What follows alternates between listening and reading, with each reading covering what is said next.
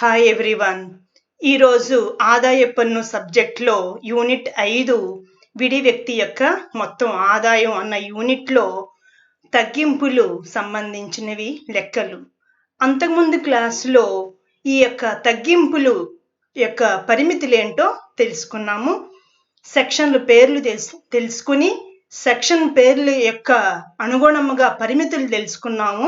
అనగా సెక్షన్ తగ్గింపులు under section 80C నుంచి 80U వరకు మనం తెలుసుకున్నాము. ఇప్పుడు దాన్ని ఆధారం చేసుకొని ప్రాక్టికల్ ప్రాబ్లమ్స్ ఎలా చేయాలి అనేది ఈ యొక్క వీడియో క్లాస్లో తెలుసుకుందాం. ఎటువంటి తగ్గింపులు under section 80C, 80D, 80DD, 80DDB, 80E, 80G, 80GG అనగా GGకి సంబంధించిన లెక్కలు తెలుసుకుందాం. ముఖ్యంగా ఇక్కడికి వచ్చేటప్పటికి అంతకుముందు క్లాసులో సెక్షన్ సి అంటే ఏమని చెప్పుకున్నాం. ముఖ్యంగా తగ్గింపులు అనేది 2 రకాలని తెలుసుకున్నాం. ఒకటి చెల్లింపులకు సంబంధించిన తగ్గింపులు, రెండవది ఆదాయానికి సంబంధించిన తగ్గింపులను తెలుసుకున్నామమ్మా. ఇప్పుడు సెక్షన్ సి అంటే ఏమని తెలుసుకున్నాం మనము అంటే అర్హత పొదుపులు అని తెలుసుకున్నాం. అనగా పొదుపు చేస్తే గనక పరిమితి ఎంతవరకు ఉంది అంటే 1,50,000 వరకు ఉన్నదని తెలుసుకున్నాం మనం. ఇప్పుడు దాన్ని ఆధారం చేసుకొని లెక్క అనేది గమనిస్తే మనకి అర్థమవుతుంది. శ్రీ విక్రమ్ ఒక లిమిటెడ్ కంపెనీలో ఉద్యోగి. దిగువ వివరముల నుండి సెక్షన్ 80C ప్రకారం అర్హత పొదుపులను లెక్కింపు అనగా కేవలం అర్హత పొదుపులను మాత్రమే కనుక్కోమని చెప్తున్నారు ఈ లెక్కలు. నెంబర్ 1, గుర్తింపు పొందిన భవిష్య నిధికి ఉద్యోగి వాటా 20,700. జీవిత బీమా ప్రీమియం చెల్లింపు 6,000. పాలసీ 1,50,000. పాలసీ 1 ఏప్రిల్ 2016న తీసుకున్నారు. మూడవది జాతీయ పొదుపు 8వ జారీ కొనుగోలు 30,000. నాలుగవది గృహ నిర్మాణానికే తీసుకున్న అప్పు తిరిగి చెల్లింపు 72,000. 18,000 వడ్డీతో సహా అనేది చెప్పారన్నమాట. నెక్స్ట్ 1, షెడ్యూల్ బ్యాంకులో 5 సంవత్సరాలకు ఫిక్స్డ్ డిపాజిట్ 20,000 చేశారు. పోస్ట్ ఆఫీసులో పొదుపు 10,000. గుర్తింపు పొందిన విద్యా సంస్థలకు పిల్లల ట్యూషన్ ఫీజు 18,000 చెల్లించెను. ఇప్పుడు 1 by 1 నేర్చుకుందాం. కేవలం ఏది మాత్రమే కనుక్కోమన్నారు అండర్ సెక్షన్ 80C ప్రకారం అర్హత పొదుపుల్ని కనుక్కోమన్నారు. ఫస్ట్ స్టెప్ ఏమని తెలుసుకున్నాం మనం, స్థూల అర్హత మొత్తం కనుగొనట. అసలు మొత్తం మనకి ఎన్ని పొదుపులు ఉన్నాయో తెలుసుకుంటున్నాం. ఆ పొదుపును తెలుసుకొని ఆ యొక్క పరిమితిని మనం కనుక్కుంటాం అన్నమాట. ఫస్ట్ 1, గుర్తింపు పొందిన భవిష్య నిధికి ఉద్యోగి వాటా ఎంత 20,700 అని తెలుసుకున్నాం. రెండవది జీవిత బీమా ప్రీమియం 2 మొత్తంలో కనిష్టము. వాస్తవంగా చెల్లించిన ప్రీమియం ఎంత అన్నారు, 6,000 అన్నారు. పాలసీ మొత్తంలో 10%. పాలసీ విలువ ఎంత అన్నారు, 1,50,000 అన్నారు. 10% అనగా 15,000. ఈ రెండిట్లో ఏది తక్కువ, 6,000. కాబట్టి 6,000 మనం ఇక్కడ తీసుకుంటున్నాం. అదే ఒకవేళ మనకి పాలసీ మొత్తం 1,50,000 ఇవ్వలేదనుకోండి, అప్పుడు కేవలం మనం 6,000 తీసుకుంటాం అన్నమాట. ఇంకో ముఖ్యమైన విషయం ఏమిటంటే జీవిత బీమా ప్రీమియం విషయంలో 1 ఏప్రిల్ 2012 ముందైతే కనుక 20% పాలసీ మొత్తంలో తీసుకుంటాం.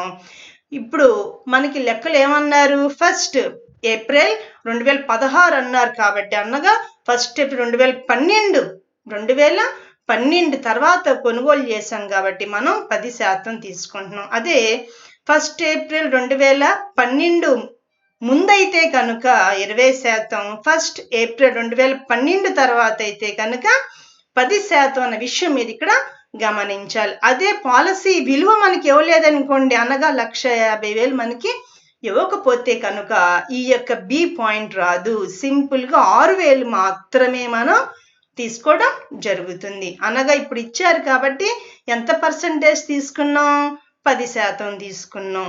ఎలా తీసుకోగలిగాం, 1 ఏప్రిల్ 2012 తర్వాత ఇది కొన్నారు కాబట్టి 10%. అదే 1 ఏప్రిల్ 2012 ముందు అనగా 1 ఏప్రిల్ 2012 ముందైతే కనుక 20% తీసుకునేవాళ్ళం.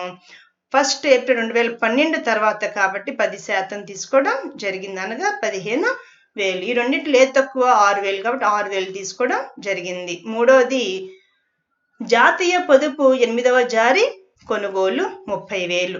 గృహ నిర్మాణమునకే తీసుకున్న అప్పు తిరిగి చెల్లింపు 72,000లో 18,000 మనకి లెక్కలో చెప్పారు. 18,000 వడ్డీతో సహా. వడ్డీ ఏమో మనం తగ్గింపు దేనికి మాత్రమే ఇస్తాం? అప్పు తిరిగి చెల్లించింది మాత్రమే ఇస్తాం. ఆ పాయింట్ గమనించాలి. అనగా గృహ నిర్మాణంలోకి తీసుకున్న అప్పుని తిరిగి చెల్లిస్తున్నారు కాబట్టి దీన్ని మనం ఏ రకంగా తీసుకుంటున్నాము అంటే పొదుపు కింద తీసుకుంటున్నాం. అనగా కేవలం అప్పు తిరిగి చెల్లించింది మాత్రమే తీసుకుంటాం, వడ్డీ తీసుకోకూడదు. వడ్డీ కలిసి ఉంది కాబట్టి 18,000 తీసివేయగా మిగిలింది మాత్రమే మనం తీసుకోవడం జరిగింది. అనగా 54,000. అదే మనకి 18,000 వడ్డీ కలిసి ఉన్నది అని చెప్పకపోతే గనుక మొత్తం 72,000 తీసుకునేవాళ్ళం. ఇప్పుడు ఎందువల్ల ఈ 18,000 మైనస్ చేస్తున్నాము అంటే వడ్డీ కలిసి ఉన్నది అన్నారు కాబట్టి వడ్డీ పోగా మిగిలింది మాత్రమే మనం ఇక్కడ తగ్గింపుగా ఇవ్వడానికి అవకాశం ఉన్నది. నెక్స్ట్ వన్, షెడ్యూల్ బ్యాంకులో ఫిక్స్డ్ డిపాజిట్ 20,000. ఆరవది, పోస్ట్ ఆఫీసులో పొదుపు 10,000. గుర్తింపు పొందిన విద్యా సంస్థలకు చెల్లించిన ట్యూషన్ ఫీజు కూడా 18,000. అనగా ఏ ట్యూషన్ ఫీజు? ఇది విద్యా సంస్థలకు అనగా గుర్తింపు పొందిన విద్యా సంస్థలకు ఆ యొక్క పిల్లలని అడ్మిషన్ చేసే సమయంలో చెల్లించిన ఫీజుని ట్యూషన్ ఫీజు అంటాం. అంతే తప్ప విద్యా సంస్థలకు ఇచ్చిన అభివృద్ధి కోసం ఇచ్చిన ఫీజు కాదు, ఇది ట్యూషన్ ఫీజు. కాబట్టి ఈ ట్యూషన్ ఫీజుని మనం అనగా పొదుపుగా తీసుకున్నాం ఇక్కడ. అనగా ట్యూషన్ ఫీజు ఏ సందర్భంలో చెల్లించాలి? పిల్లల్ని కాలేజీలో కానివ్వండి, స్కూల్లో కానివ్వండి, అడ్మిషన్ టైంలో చెల్లించిన ఫీజుని ఏమంటాం అంటే ట్యూషన్ ఫీజు అంటాం. కాబట్టి 18,000 మనం తగ్గింపు ఇవ్వడానికి అవకాశం ఉన్నది. అనగా ట్యూషన్ ఫీజు చెల్లింపుని మనం ఏ రకంగా తీసుకుంటున్నాం? అర్హత పొదుపుగా తీసుకుంటున్నాం. మొత్తం ఇవన్నీ కలిపితే మనకి 158,700 అనేది రావటం జరిగింది. దీన్ని ఏమంటాం అంటే స్థూల అర్హత మొత్తం అని అంటాం. ఇప్పుడు సెకండ్ స్టెప్ ఏం కనుక్కోవాలి? తగ్గింపు మొత్తము కనుగొనట. దిగువ రెండు మొత్తములలో కనిష్టం. మొత్తం పొదుపులు మనం ఇచ్చేస్తామో ఇవ్వం. పరిమితి ఎంత పెట్టాం? 1,50,000. స్థూల అర్హత మొత్తం కనుక్కున్నాం 158,700. పరిమితి ఎంత? 1,50,000. ఈ రెండింటిలో ఏది తక్కువ? 1,50,000. కాబట్టి అండర్ సెక్షన్ 80C ప్రకారం అర్హత పొదుపుల మొత్తం 1,50,000 అని మనం తెలుసుకున్నాం అన్నమాట. ఇప్పుడు రెండవ పాయింట్ మాట, తగ్గింపులు under section 80C, D, DD, DDB, ఈకి సంబంధించిన లెక్క చూద్దాం. ఇప్పుడు కేవలం సికి సంబంధించిన పాయింట్స్ చూసాం. సిలో ఎగ్జామ్లో ఇవన్నీ ఎవరమ్మా 1-2 పాయింట్స్ మాత్రమే మనకి ఇస్తారు. గత సంవత్సరానికి శ్రీ చంద్ర యొక్క మొత్తం ఆదాయమును దిగువ వివరముల నుండి గణన చేయము అంటున్నారు. ఏం కనుక్కోమంటున్నారు? మొత్తం ఆదాయాన్ని కనుక్కోమంటున్నారు. జీతం నుండి ఆదాయం 3,80,000, ఇతర నుండి ఆదాయం 1,00,000, జీవిత బీమా ప్రీమియం చెల్లింపు ఏ సెక్షన్? అండర్ సెక్షన్ 80C అవుతుంది. వైద్య బీమా ప్రీమియం, ఈ ప్రీమియం ఏ ప్రీమియం? వైద్య బీమా ప్రీమియం కాబట్టి 80D అవుతుంది. నెక్స్ట్ వన్, అతను తనపై ఆధారపడి ఉన్న అంగవైకల్యం గల కుమారునికే చెల్లించిన వైద్య ఖర్చులు అనగా 80DD. నెక్స్ట్ వన్, భార్య చికిత్సగా చెల్లించిన ఖర్చులు, ఇది DDB అవుతుంది మాట. అనగా పాయింట్ చూడంగానే మనం చెప్పగలగాలి అది ఏ సెక్షన్ కింద వస్తుంది అన్న విషయం. నెక్స్ట్ విద్యాభ్యాసంకే తీసుకున్న అప్పు తిరిగి చెల్లింపు 45,000, 18,000 వడ్డీతో సహా. ఇక్కడ మనం ఏం తీసుకుంటాం? విద్యాభ్యాసంలో తీసుకున్న అప్పు తిరిగి చెల్లింపు 18,000 వడ్డీ అని చెప్పారు. ఓకే గర్ల్స్, ఇప్పుడు మనం ఆ యొక్క ఒక్కొక్క పాయింట్ వర్కింగ్ నోట్స్ ద్వారా కనుక్కుందాం. ఫస్ట్ వన్, అర్హత పొదుపులు 80C. కాబట్టి ఏం కనుక్కోవాలని చెప్పాను? స్టెప్ 1 స్థూల అర్హత మొత్తం. ఒకటే పాయింట్ ఉంది, జీవిత బీమా ప్రీమియం. ఇందాక దాంట్లో చాలా పాయింట్స్ వచ్చినాయి, ఇప్పుడు కేవలం ఒక పాయింటే ఉన్నది కాబట్టి ఆ ఒక్క పాయింటే తీసుకున్నాం. ఇందాక లెక్కలో పాలసీ మొత్తం ఇచ్చారు కాబట్టి పాలసీ మీద 10% తీసుకున్నాం. ఇప్పుడు ఈ లెక్కలో మనకి ప్రీమియం అని చెప్పారే కానీ ఆ యొక్క పాలసీ విలువ అనేది ఇవ్వలేదు కాబట్టి మనం ఇక్కడ కేవలము జీవిత బీమా ప్రీమియం ఒకటి మాత్రమే తీసుకున్నాం. 10% పాలసీ తీసుకునే అవసరం లేదు. ఎందువల్ల? పాలసీ విలువ అనేది మనకి లెక్కలో ఇవ్వలేదమ్మా. స్టెప్ 2 తగ్గింపు మొత్తం కనుగొనుట. దిగువ రెండు మొత్తములలో కనిష్టం. స్థూల అర్హత మొత్తం ఎంత కనుక్కున్నాం? 10,000. పరిమితి ఎంత? 1,50,000. అనగా 1,50,000కి మించి పొదుపు ఉండకూడదు మాట. ఈ రెండిట్లో 10,000 తక్కువగా ఉంది కాబట్టి అర్హత పొదుపు అండర్ సెక్షన్ 80C 10,000 అని మనం తీసుకోవడం జరిగింది. గమనిక, పాలసీ మొత్తం ఇవ్వనప్పుడు చెల్లించిన ప్రీమియం పాలసీ మొత్తములో 10% కంటే తక్కువ కలదని భావించారు. అనగా ఈ లెక్కల పాలసీ విలువ ఇవ్వలేదు కాబట్టి 10% తీసుకోవాల్సిన అవసరం లేదు. రెండోది వైద్య బీమా ప్రీమియం అండర్ సెక్షన్ 80D. ఇది ఏ ప్రీమియము? జీవిత బీమా ప్రీమియం అయితే 80C అవుతుందమ్మా. అదే వైద్య బీమా ప్రీమియం అయితే 80D అవుతుందన్న విషయం మీరు ఇక్కడ గమనించాలి. దిగువ రెండు మొత్తములలో తక్కువ. వాస్తవంగా చెల్లించిన ప్రీమియం ఎంత అన్నారు? 6,000 అని చెప్పారు లెక్కలో. పరిమితి 25,000. ఈ పాయింట్ మనం గుర్తు పెట్టుకోవాలన్నమాట. ఈ రెండిట్లో ఏది తక్కువ? 6,000. కాబట్టి వైద్య బీమా ప్రీమియం అండర్ సెక్షన్ 80D ప్రకారం 6,000 తగ్గింపు ఇవ్వడానికి అవకాశం ఉన్నదన్నమాట. నెక్స్ట్ వన్, మూడో తగ్గింపు ఏంటి? ఎస్ఎస్సిపై ఆధారపడిన అంగవైకల్యం గల వ్యక్తుల కొరకు వైద్య ఖర్చులు అండర్ సెక్షన్ 80DD. అంగవైకల్యం ఆధారపడిన అంగవైకల్యం గల వ్యక్తుల యొక్క వైద్య ఖర్చులు. ఎస్ఎస్సి యొక్క కుమారుడు సాధారణ వికలాంగుడుగా భావించడం అయింది. తగ్గింపు ఎంత? 75,000గా తీసుకోవడం జరిగింది. ఇక్కడ మనకి వాస్తవ ఖర్చు ఇచ్చారు. ఎంత ఇచ్చారు? ఎంత ఖర్చు పెట్టినట్టు ఇచ్చారు? 20,000 ఇచ్చారు. ఈ 20,000ని వాస్తవ ఖర్చుని మనం తీసుకోకూడదు. కేవలం 75,000 తగ్గింపుని తీసుకుంటాం. అదే పాయింట్ గమనిక చెప్పడం జరిగిందమ్మా. వాస్తవంగా చెల్లించిన ఖర్చులను పరిగణించకూడదు, అనగా లెక్కలోకి తీసుకోకూడదు, విస్మరించాలి అన్న పాయింట్ మీరు గమనించాలి. నెక్స్ట్ వన్, ఎస్ఎస్సి లేదా అతనిపై ఆధారపడిన వ్యక్తుల దీర్ఘకాలిక వ్యాధులకు వైద్య ఖర్చులు అండర్ సెక్షన్ 80DD. బి. డికి DDBకి తేడా ఏంటి? రెండిట్లోనూ ఆధారపడిన వ్యక్తులే. డిడి ఏమో అంగవైకల్యం, DDB ఏమో అంగవైకల్యం కాదమ్మా, దీర్ఘకాలిక వ్యాధుల కోసం ఇక్కడ ఖర్చు పెడుతున్నారన్నమాట. వ్యాధుల్ని నయం చేయడం కోసం. వాస్తవంగా చెల్లించింది 72,000 అని మనకు లెక్కలో ఇచ్చారు. పరిమితి ఎంత? 40,000. 1,00,000 అనగా సీనియర్ పౌరులకి 1,00,000 ఇస్తారు. ఇక్కడ సాధారణ పౌరులు కాబట్టి 40,000 మాత్రమే మనం ఇవ్వటం జరుగుతుంది పరిమితి. ఈ రెండిట్లో ఏది తక్కువ? 40,000 తక్కువ. కాబట్టి అండర్ సెక్షన్ 80DDB ప్రకారం ఎంత తగ్గింపిస్తున్నాం అంటే 40,000. మళ్ళీ చెప్తున్నా, డికి DDBకి తేడా ఏంటంటే, డి అయితే కనుక వైద్య బీమా ప్రీమియం, డిడి అయితే కనుక ఆధారపడిన, అనగా ఎస్ఎస్సిపై ఆధారపడిన అంగవైకల్యం గల వ్యక్తుల కోసం వైద్య ఖర్చులు. ఇక్కడ వాస్తవ ఖర్చును లెక్కలోకి తీసుకోండి. DDB అయితే ఎస్ఎస్సి కావచ్చు, అతనిపై ఆధారపడిన వ్యక్తుల యొక్క దీర్ఘకాలిక వ్యాధులను నయం చేయడం కోసం పెట్టిన ఖర్చుల్ని మనం ఇక్కడ 80DDB ప్రకారం ఇస్తున్నాం. నెక్స్ట్ వన్, ఐదవది, ఉన్నత విద్యాభ్యాసానికి తీసుకున్న అప్పుపై వడ్డీ. వడ్డీకి మాత్రమే మనం ఇక్కడ తగ్గింపు ఇస్తాం. దేని నిమిత్తం? ఉన్నత విద్యాభ్యాసానికి అప్పు చేశారు, దాని మీద వడ్డీ అనేది ఏ సెక్షన్ ప్రకారం ఇస్తామంటే 80E. వాస్తవంగా చెల్లించిన వడ్డీ తగ్గింపుగా ఇవ్వబడును, అనగా తిరిగి చెల్లించిన అసలు తగ్గింపు ఇవ్వబడదు. అసలుకి తగ్గింపు ఎవరు దేనికి ఇస్తారు? వడ్డీకి మాత్రమే ఇస్తారు. వడ్డీ ఎంత అని చెప్పారు? తగ్గింపు అండర్ సెక్షన్ 80E 18,000 అని లెక్కలు ఇచ్చారు కాబట్టి అది మనం తీసుకోవడం జరిగింది. ఇప్పుడు లెక్క చూద్దాం. ప్రస్తుత పన్ను నిర్ధారణ సంవత్సరం 1 ఏప్రిల్ 2020, 31 మార్చ్ 2021కి శ్రీ చంద్ర యొక్క మొత్తం ఆదాయము గణన వివరాలు. మొత్తం జీతం నుండి ఆదాయం 3,80,000, ఇతర వనరు నుండి ఆదాయం 1,00,000. ఈ రెండు కలిపితే స్థూల మొత్తం ఆదాయం అవుతుందమ్మా 4,80,000. తగ్గింపులు అండర్ సెక్షన్ 80 మనం ఇవన్నీ వర్కింగ్ నోట్స్ లో కనుక్కున్నాం. అర్హత పొదుపులు 10,000 ఇచ్చాం. మన లెక్కలో చూసాం కదా 10,000, అదే పాయింట్ ఇక్కడ ఇవ్వడం జరిగింది. నెక్స్ట్ వన్, వైద్య బీమా ప్రీమియం అండర్ సెక్షన్ 80D ప్రకారం 6,000 ఇచ్చాం. ఎస్ఎస్సిపై ఆధారపడిన అంగవైకల్యం గల వ్యక్తుల కొరకు అండర్ సెక్షన్ 80DD 75,000 ఇచ్చాం, అనగా వాస్తవ ఖర్చుని ఇక్కడ లెక్కలోకి తీసుకోకూడదు. నెక్స్ట్ వన్, నాలుగవది, ఎస్ఎస్సిపై ఆధారపడిన వ్యక్తుల దీర్ఘకాలిక వ్యాధుల కొరకు అండర్ సెక్షన్ 80DDB 40,000 ఇచ్చామన్నమాట. డికి DDకి DDBకి తేడా అర్థమైందమ్మా.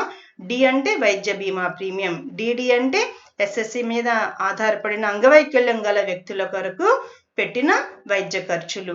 డిడిబి అయితే కనుక ఎస్ఎస్సి కావచ్చు, అతని మీద ఆధారపడిన వ్యక్తుల యొక్క దీర్ఘకాలిక వ్యాధులు నయం చేయడం కోసం పెట్టిన ఖర్చులు 80 డిడిబి అవుతుంది. నెక్స్ట్ వన్, 5వది ఉన్నత విద్యాభ్యాసానికి తీసుకున్న అప్పు మీద వడ్డీ. అప్పు మీద వడ్డీ ఇస్తాం ఇక్కడ. తగ్గింపు అండర్ సెక్షన్ 80 ఈ 18,000. ఈ 5 అంశాలు కలిపితే మనకి 1,49,000 వచ్చింది. ఈ 4,80,000లోంచి 1,49,000 తీసివేస్తే మనకి 3,31,000 అనేది వచ్చింది. దాన్ని ఏమంటామంటే మొత్తం ఆదాయం అని అంటాం. మళ్ళీ చెప్తున్నా, చేతి నుండి ఆదాయము, ఇతర నుండి ఆదాయం, ఈ రెండు కలిపితే స్థూల మొత్తం ఆదాయం అనేది అవుతుంది. 80C ప్రకారం 10,000, వైద్య బీమా premium under section 80D 6,000, SSC మీద ఆధారపడిన అంగవైకల్యం గల వ్యక్తుల కొరకు అండర్ సెక్షన్ 80DD 75,000, ఎస్ఎస్సిపై ఆధారపడిన దీర్ఘకాలిక వ్యాధుల కొరకు 80DD బి 40,000, ఉన్నత విద్యాభ్యాసానికై తీసుకున్న అప్పు మీద వడ్డీ ఏ సెక్షను 80E. ఈ 5 కలిపితే వచ్చే మొత్తంలో తీసివేయగా 3,30,000 అనేది 3,31,000 అనేది మనకి మొత్తం ఆదాయము అవుతుంది. Next one, under section 80G జీజీకి సంబంధించిన లెక్క. జీ అనేది విరాళాలు, జీజీ అనేది చెల్లించిన అద్దెకు తగ్గింపు మాట. శ్రీమతి ఉషా యొక్క స్థూల మొత్తం ఆదాయము 40 లక్షలు. ఆమె యొక్క మొత్తం ఆదాయమును గణన చేయమంటున్నారు. ఆమె యొక్క వివరాలు దిగువ విధముగా ఉన్నవి. ఆమె చెల్లించిన జీవిత బీమా ప్రీమియం 8,000. ఆమె దిగువ విరాళాలు ఇచ్చారన్నమాట. ప్రధానమంత్రి జాతీయ సహాయ నిధికి ₹1,00,000 ఇచ్చారు. జాతీయ భద్రత నిధికి 2 లక్షలు ఇచ్చారు. గుర్తింపు పొందిన దేవాలయానికి 2 లక్షలు ఇచ్చారు. గుర్తింపు పొందిన కళాశాలకు 1,00,000 ఇచ్చారు. పేదవారికి పంచిపెట్టిన వస్త్రాలు 5,000.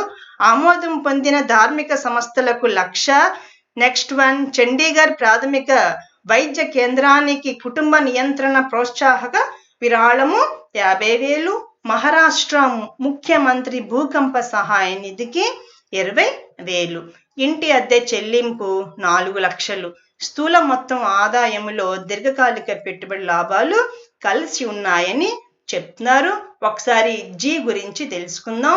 ఫస్ట్ ఏం కనుక్కోవాలని చెప్పానమ్మా? ఫస్ట్ స్టెప్ ఏం కనుక్కోవాలన్నా నేను పరిమితి లేని విరాళాలు. రెండోది పరిమితి ఉన్న విరాళాలు కనుక్కుంటాం. దేనికి పరిమితి లేదు, దేనికి పరిమితి ఉన్నదన్న విషయం మీకు ఇక్కడ తెలియాలి. అనగా ప్రభుత్వానికి ఇవ్వబడిన విరాళాలు పరిమితి లేని అని అంటాం అన్నమాట. అనగా ఏంటి? ప్రధానమంత్రి జాతీయ సహాయ నిధి, అదేవిధంగా జాతీయ రక్షణ నిధి, అదేవిధంగా భూకంప బాధితుల నిధులకి ఈ యొక్క విరాళాలన్నిటిని మనం ఏమనుకుంటాము అంటే పరిమితి లేని విరాళం అని అనుకుంటాం. మరి పరిమితి ఉన్న విరాళాల్లోకి ఏమొస్తాయి? దేవాలయాలకు, అనగా గుర్తింపు పొందిన దేవాలయాలు, గుర్తింపు పొందిన విద్యా సంస్థలు, ధార్మిక సంస్థలు, వీటికి ఇచ్చే విరాళాలని మనం ఏమంటాం అంటే పరిమితి ఉన్నా అని చెప్తాం అన్నమాట. అనగా ఆ పాయింట్, ఆ విరాళం చూడంగానే మీరు చెప్పగలగాలి అది పరిమితి ఉన్న విరాళమా, పరిమితి లేని విరాళమా అన్న విషయం మీకు తెలియాలి. ఫర్ ఎగ్జాంపుల్, ఆమె చెల్లించిన జీవిత బీమా ప్రీమియం, ఇది ఏ సెక్షన్ కింద వస్తుంది? 80C కింద వస్తుంది. ప్రధానమంత్రి సహాయ నిధి, ఇది దేని కింద వస్తుంది? పరిమితి లేని. జాతీయ భద్రత నిధి కూడా పరిమితి లేని. గుర్తింపు పొందిన దేవాలయం అనేది పరిమితి ఉన్న. గుర్తింపు పొందిన కళాశాలలు అనగా పరిమితి ఉన్న విరాళం. పేదవారికి పంచిపెట్టిన వస్త్రాలు, ఇది తీసుకోకూడదమ్మా. వస్తు రూపంలో ఇచ్చే విరాళాలు అనేది ఇక్కడ లెక్కలోకి తీసుకోకూడదు. నెక్స్ట్ వన్, ఆమోదం పొందిన ధార్మిక సంస్థలు, ఇది కూడా పరిమితి లేని. అనగా ఇక్కడ పాయింట్స్ అన్ని మీరు గమనించాలి. ఎటువంటి వాటికి పరిమితి ఉంటుంది, ఎటువంటి వాటికి అనగా ప్రభుత్వం సంబంధించిన వాటికి ఇస్తే కనుక, అనగా జాతీయ రక్షణ నిధి, జాతీయ సహాయ నిధి, అదేవిధంగా భూకంప బాధితుల నిధులు ఇస్తే కనుక, గుజరాత్ భూకంప బాధితుల నిధికి ఇచ్చే విరాళాలు, ఈ విరాళాలు పరిమితి లేని అని అంటాం. మిగతా వాటికి అనగా గుర్తింపు పొందిన దేవాలయాలు, కళాశాలలు, ధార్మిక సంస్థలు, కుటుంబ నియంత్రణ ప్రోత్సాహానికి సంబంధించిన విరాళాలు, ధార్మిక సంస్థలు, వీటిని ఏమంటాం అంటే పరిమితి ఉన్నా. కాబట్టి ఆమోదం పొందిన ధార్మిక సంస్థలు పరిమితి ఉన్న విరాళం అవుతుంది. చండీగఢ్ ప్రాథమిక వైద్య కేంద్రానికి కుటుంబ నియంత్రణ ప్రోత్సాహక విరాళము పరిమితి ఉన్నా. మహారాష్ట్ర ముఖ్యమంత్రి భూకంప సహాయ నిధి అనగా పరిమితి ఉన్నా. మళ్ళీ చెప్తున్నా, ప్రధానమంత్రి జాతీయ సహాయ నిధి అనగా ఇదేమవుతుంది? పరిమితి లేని. జాతీయ భద్రత నిధి పరిమితి లేని. గుర్తింపు పొందిన దేవాలయము అనగా పరిమితి ఉన్నా. గుర్తింపు పొందిన కళాశాలలు పరిమితి ఉన్నా. పేదవారికి అనగా ఇది లెక్కలోకి రాదు. ఎందువల్ల? ఈ యొక్క వస్త్రాలు అనేది వస్తు రూపంలో ఇచ్చారు కాబట్టి వస్తు రూపంలో ఇచ్చిన విరాళాలకి తగ్గింపు ఇవ్వటానికి అవకాశం లేదు. ధార్మిక సంస్థలకు ఇచ్చిన విరాళం ఏమవుతుంది? పరిమితి ఉన్నా, పరిమితి లేదా? పరిమితి ఉన్నది మాట. నెక్స్ట్ వన్, చండీగఢ్ ప్రాథమిక వైద్య కేంద్రానికి కుటుంబ నియంత్రణ ప్రోత్సాహక విరాళం పరిమితి ఉన్న. మహారాష్ట్ర ముఖ్యమంత్రి భూకంప సహాయ నిధి పరిమితి లేని. ఇంటి అద్దె చెల్లింపు ఇదేమవుతుంది? ఇంటి అద్దె చెల్లింపు అనేది 80 GG అవుతుంది. స్థూల మొత్తం ఆదాయంలో ఏం కలిసి ఉందంట? దీర్ఘకాలిక పెట్టుబడి లాభం కలిసి ఉన్నదని చెప్తున్నారు. కాబట్టి ఫస్ట్ వర్కింగ్ నోట్స్ చేద్దాం. ఎన్ని సెక్షన్స్ మనం ఇక్కడ వర్కింగ్ నోట్స్ వేయాలి అంటే 80C వేయాలి, 80G వేయాలి, 80GGకి వేయాలి. అర్హత పొదుపులు under section 80C. First one, స్థూల అర్హత మొత్తం కనుగొనుట. జీవిత బీమా ప్రీమియం 8000 ఇచ్చారు కాబట్టి అదే తీసుకున్నాం. స్టెప్ 2, తగ్గింపు మొత్తం కనుగొనుట. 2 మొత్తంలో కనిష్టం. స్థూల అర్హత మొత్తం ఎంత అనుకున్నాం? పైన 8000 అదే తీసుకున్నాం. పరిమితి మొత్తం ఎంత? 1,50,000. మనం ఈ పాయింట్ గుర్తుపెట్టుకుని వేయాలి. అనగా పొదుపులు ఎంతవరకు చేయాలి? 1,50,000 వరకు మాత్రమే. కాబట్టి 8000 మాత్రమే మనం తీసుకుంటున్నాం. అర్హత పొదుపు అండర్ సెక్షన్ 80C ఎంత ఇస్తున్నాం మనం? 8000. ఎలా చెప్పగలుగుతున్నాం? 8000, 1,50,000. ఈ రెండింటి లేదు తక్కువ 8000 కాబట్టి 8000 తీసుకోవడం జరిగింది. 8000 అనేది మనకి లెక్కలో ఇస్తారు, కానీ పరిమితి అనేది ఈ సంవత్సరానికి అనగా ప్రస్తుత పన్ను నిర్ధారణ సంవత్సరం 2020-21కి 1,50,000 అనే విషయం మీరు గుర్తుపెట్టుకొని వేయాలి. నెక్స్ట్ వన్, గమనిక. పాలసీ మొత్తం ఇవ్వనప్పుడు చెల్లించిన ప్రీమియం పాలసీ మొత్తంలో 10% కంటే తక్కువ కలదని భావించడమైనది. అనగా 1 ఏప్రిల్ 2012 తర్వాత కాబట్టి మనం 10% తీసుకుంటున్నాం. కానీ ఈ లెక్కలో పాలసీ విలువ ఇవ్వలేదు కాబట్టి ఆ పాయింట్ని మనం ఇక్కడ తీసుకునే అవకాశం లేదు. నెక్స్ట్ వన్, విరాళాలు 2 రకాలు, పరిమితి లేని, పరిమితి ఉన్న. ఎటువంటి వాటికి పరిమితి లేదనుకున్నాం? ప్రధానమంత్రి జాతీయ సహాయ నిధి, భూకంప బాధితుల నిధులు, అదేవిధంగా రక్షణ నిధి, భద్రత నిధి, వీటికి ఇచ్చే విరాళాలు పరిమితి లేదు, ఎంతన్నా ఇవ్వచ్చు మాట. పరిమితి ఉన్న అంటే ఏంటి? వీటికి ఎటువంటి వాటికి పరిమితి ఉంది? గుర్తింపు పొందిన దేవాలయాలు, కళాశాలలు, ధార్మిక సంస్థలు, అదేవిధంగా కుటుంబ నియంత్రణ కార్యక్రమాలు చేపట్టే సంస్థలకు ఇచ్చే విరాళాలు పరిమితి ఉన్నా అన్న పాయింట్ మీరు తెలుసుకోవాలి. అనగా ఏంటి ఇక్కడ మీరు గమనించాల్సింది? ఎటువంటి విరాళాలకి పరిమితి ఉంటుంది, ఎటువంటి వాటికి పరిమితి ఉండదు అన్న విషయం మీరు గమనించాలి. ఫస్ట్ ఏం కనుక్కోవాలని చెప్పాను మీకు నేను? పరిమితి లేని విరాళాలు అనగా ఎంత ఇచ్చినా అది మొత్తం తీసుకుంటాం. ప్రధానమంత్రి జాతీయ సహాయ నిధి 1,00,000, జాతీయ భద్రత నిధి 2,00,000, ముఖ్యమంత్రి సహాయ నిధి 20,000. అనగా ఈ 3 కలిపితే 3,20,000. అనగా మొత్తం పరిమితి లేదు కాబట్టి మొత్తం మనం విరాళాలని, పరిమితి లేని విరాళాలని మొత్తం తీసుకుంటున్నాం అన్నమాట.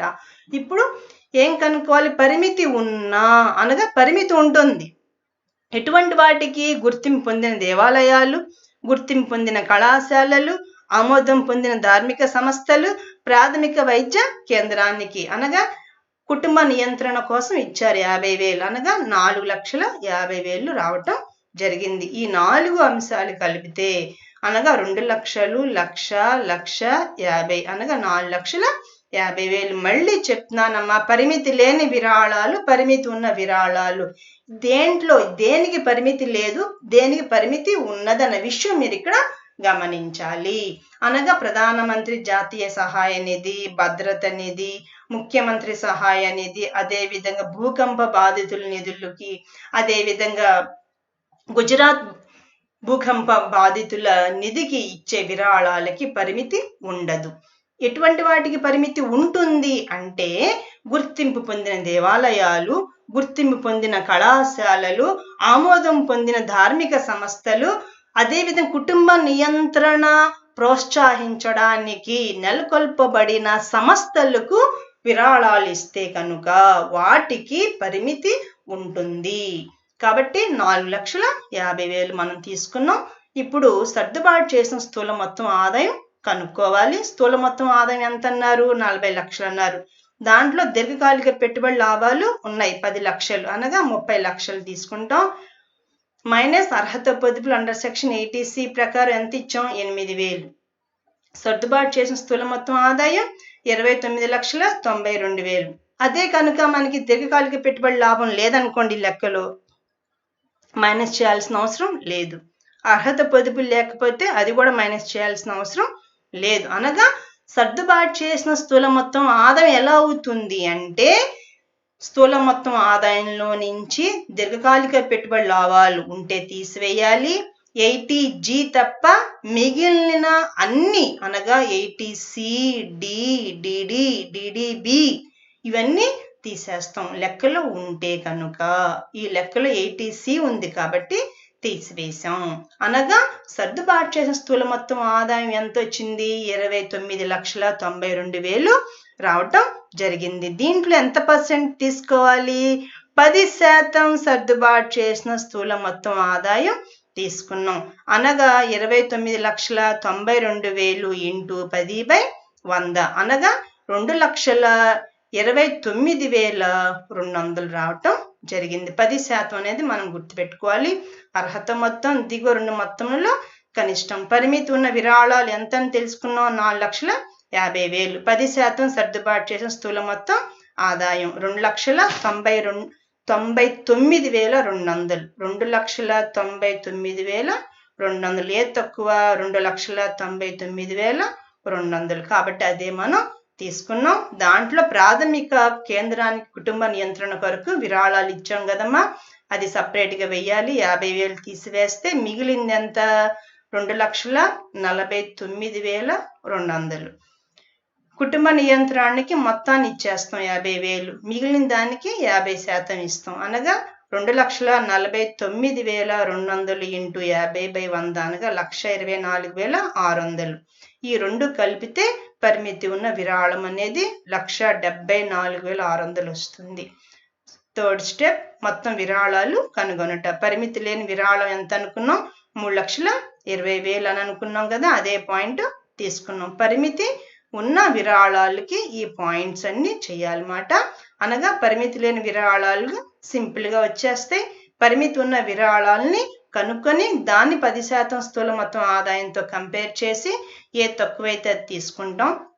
అదే ఈ లెక్కలో కుటుంబ నియంత్రణ లేదనుకోండి, ఈ 2,99,200 మీద 50% తీసుకుంటాం. ఉంది కాబట్టి మైనస్ చేస్తున్నాం కుటుంబ నియంత్రణ విరాళం. అదే లేకపోతే కనుక మైనస్ చేయాల్సిన అవసరం ఉండదు. అనగా డైరెక్ట్గా 2,99,200 మీద 20 అనగా ఎంత శాతం తీస్తాం? 50% తీసివేస్తాం అన్నమాట.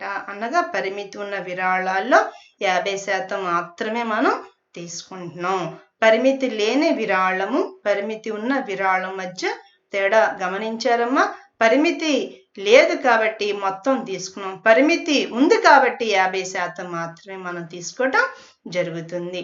మొత్తం విరాళాలు అండర్ సెక్షన్ 80G 4,94,600 అనేది రావటం జరిగింది.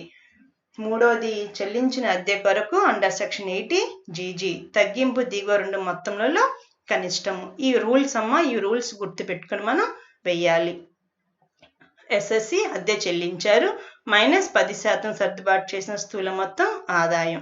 చెల్లించిన అద్దె ఎంత అన్నారు? 4 లక్షలు అని చెప్పారు కదా మనకి లెక్కలో. అదే 4 లక్షలు మనం తీసుకోవటం జరిగింది. నెక్స్ట్ వన్, 10% సర్దుబాటు చేసిన స్థూల మొత్తం ఆదాయం ఎంత వచ్చింది ఇందాక మనకి?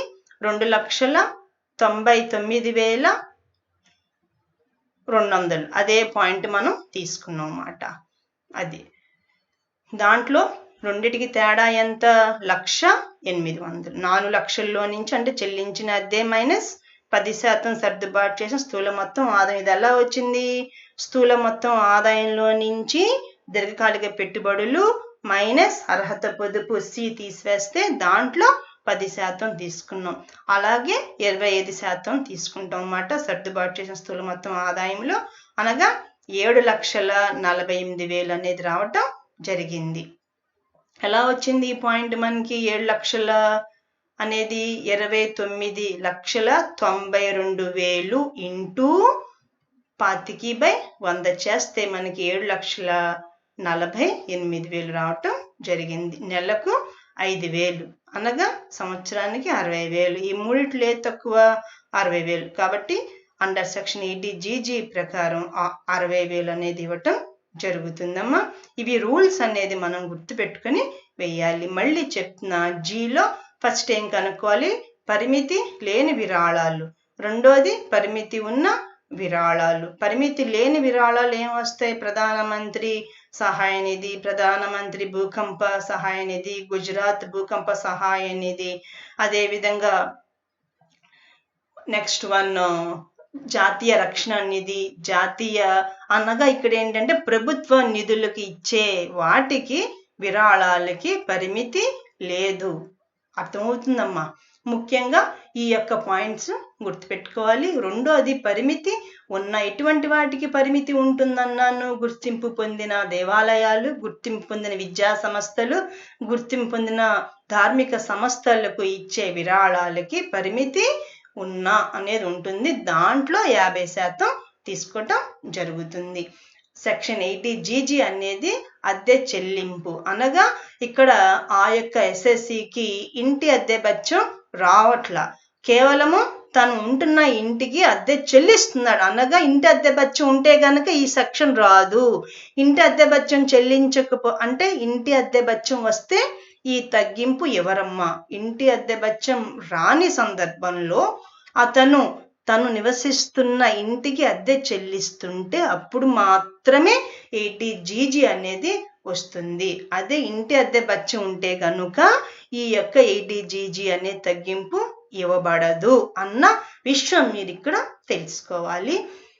ఇప్పుడు లెక్క చూద్దాం. ప్రస్తుత పన్ను నిర్ధారణ సంవత్సరం 1 ఏప్రిల్ 2020, 31 మార్చ్ 2021కి శ్రీ ఉషా యొక్క మొత్తం ఆదాయము గణన. స్థూల మొత్తం ఆదాయం 40 లక్షలు. దాంట్లో దీర్ఘకాలిక పెట్టుబడి లాభం కలిసి ఉంది కాబట్టి మనం తీసివేసాం. అనగా దీర్ఘకాలిక పెట్టుబడులు ఎప్పుడు కలిపి చూపించకూడదు. సపరేట్గా దానికి పన్ను విధించడం జరుగుతుంది. అనగా దీర్ఘకాలిక పెట్టుబడి లాభాల మీద 20% అనేది సపరేట్గా పన్ను విధిస్తారు. కాబట్టి ఈ 40 లక్షల్లోంచి దీర్ఘకాలిక పెట్టుబడి లాభం తీసివేసి 30 లక్షలు చూపించడం జరిగింది. అదే కనుక మనకి దీర్ఘకాలిక పెట్టుబడి లాభం ఉన్నది అని చెప్పకపోతే కనుక డైరెక్ట్గా 40 లక్షలు తీసుకుంటాం. దీర్ఘకాలిక పెట్టుబడి లాభం ఉంది కాబట్టి దాన్ని మైనస్ చేస్తాం అన్న విషయం మీరు ఇక్కడ గమనించాలి.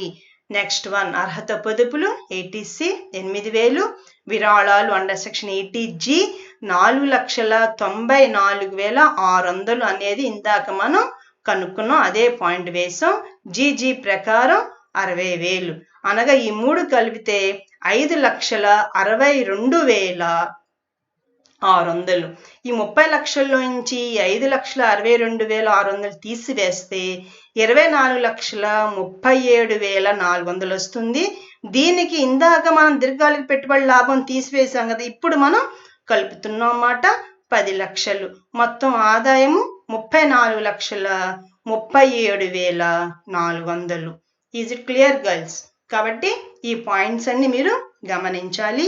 సెక్షన్స్ తెలియాలి, సెక్షన్ పేర్లు తెలియాలి, అదేవిధంగా సెక్షన్ యొక్క పరిమితులు అనేది కూడా మీకు తెలిస్తేనే మనం ఈ యొక్క తగ్గింపులు అనేది చేసే అవకాశం ఉంటుంది. లేదంటే తగ్గింపులు ఫస్ట్ సెక్షన్ తెలియాలి, ఆ సెక్షన్ ఏమిటి, ఆ సెక్షన్ పేరేమిటి, ఆ యొక్క సెక్షన్ యొక్క పరిమితి ఏమిటి అనే విషయం తెలిస్తేనే మనం ఇక్కడ లెక్క చేసే అవకాశం ఉంటుంది. కాబట్టి ఈ పాయింట్స్ అన్ని మీరు గుర్తుపెట్టుకోవాలి.